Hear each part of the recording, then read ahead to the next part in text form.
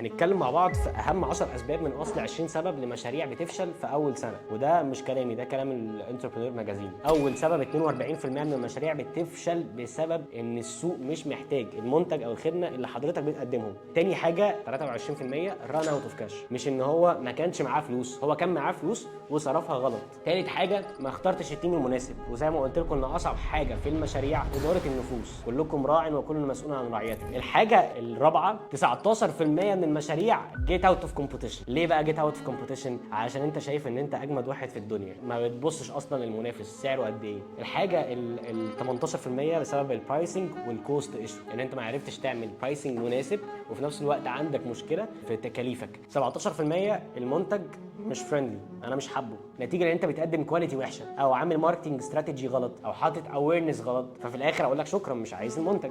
حاجه ال 17% من غير بزنس موديل. بزنس موديل هو 9 اركان اساسيين في اي مشروع، لو ربنا كرمك والحمد لله نجحت مره مش هتنجح الثانيه ولا هتنجح الثالثه، مد رجلك في البحر يا طه.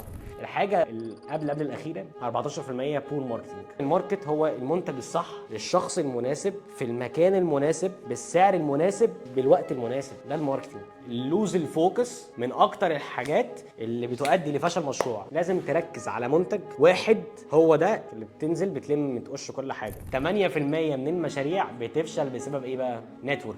انت بتتكسف تقول لاهلك انت بتعمل ايه.